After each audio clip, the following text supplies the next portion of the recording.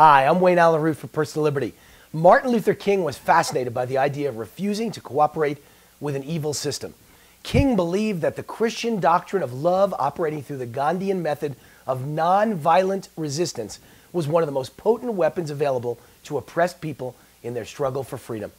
It is time to adopt Martin Luther King's doctrine to defeat Barack Obama. Our nation is upside down. A lie is called the truth. The truth is called intolerant or racist. A Great Depression is called a recovering economy. Record cold and snow is a sign of global warming. Low gas prices are attributed to the man whose stated goals and policies from his own mouth are to drive energy prices ever higher.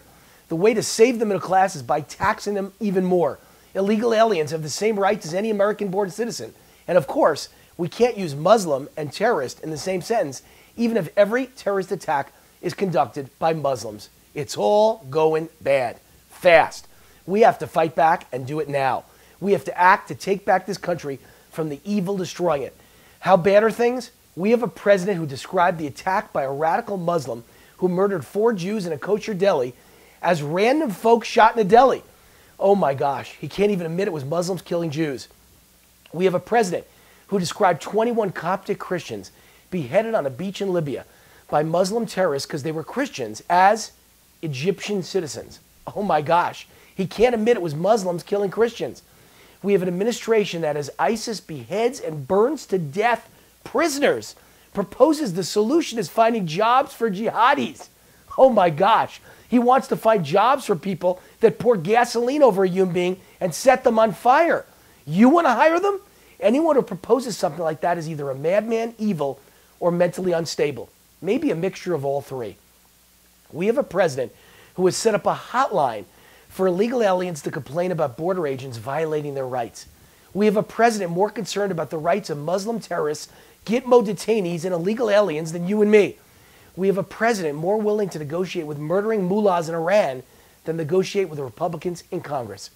We have a president who orders the release of tens of thousands of illegal alien felons, putting them back on the streets to rob, rape, and murder. We have a president who orders the IRS to audit honest businessmen, but gives $24,000 checks to illegal aliens without checking their background. Thanks to Obamacare architect Jonathan Gruber, we now know we have a president who committed fraud to sell Obamacare and bankrupt the middle class that he thinks of as too stupid to understand. He told lies, including if you like your insurance, you can keep it. If you like your doctor, you can keep it. The average middle class consumer's costs will go down. All lies, fraud, and misrepresentation.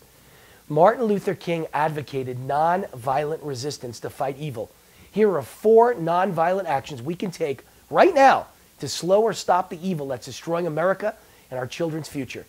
Action number 1. The New York City police showed us the way.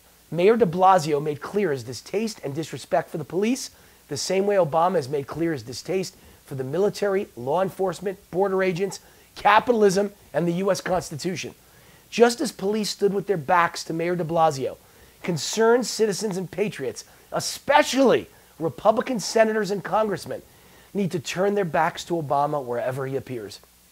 Martin Luther King knew visual images like this change public opinion. Turning our backs on the individual perpetrating the evil can paint a picture that independent and undecided citizens need to see. They need to know it's deadly serious, and it's time to stop worrying about political correctness. GOP political leaders need to stop making believe we don't have a Muslim sympathizer in the White House. We don't have a fraud willing to lie and illegally target, persecute, and intimidate his critics with the IRS. They need to stop making believe we don't have a criminal in the White House willing to violate the U.S. Constitution at every turn. They need to stop making believe Obama isn't consciously implementing a purposeful plan to destroy America by bankrupting taxpayers under a blizzard of taxes, regulations, and debt, showering illegal aliens with amnesty, massive entitlements, free health care, Social Security, and of course the right to vote without being citizens. Stand up, America. We must all admit the truth and show our anger by standing with our backs to the president. What Obama is doing to America is no different than what de Blasio is doing to New York City police. Standing with our back to Obama is a perfect example of Martin Luther King's nonviolent resistance. Action number 2. We must use the courts, filing lawsuit after lawsuit against Obama's illegal actions. On Monday, a federal judge blocked Obama's amnesty for millions of illegals. We must use the liberal trick of lawsuiting Obama to death. How do you eat an elephant? One bite at a time. Another perfect example of Martin Luther King's nonviolent resistance. Action number 3, we must use states' rights to destroy Obama's plans. Exhibit A, each state, at least those led by GOP governors, must pass a law making it a crime for non-citizens to attempt to register to vote with a mandatory 5 years in prison, $100,000 fine, and deportation after prison. Then start a PR campaign in Spanish and conduct high-profile prosecutions. Democrats will find it very difficult to get illegal volunteers to the voting booth. Another perfect example of Martin Luther King's nonviolent resistance. Action number 4, our GOP Congress must find the courage to impeach Obama. Simple. There are so many obvious charges. Lead with Obama's use of fraud to pass Obamacare.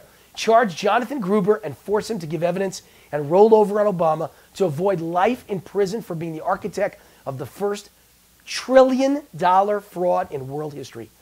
This is how we stop evil in America, without resorting to violence. Martin Luther King would be proud. I'm Wayne Allen Root for Personal Liberty. See you next week.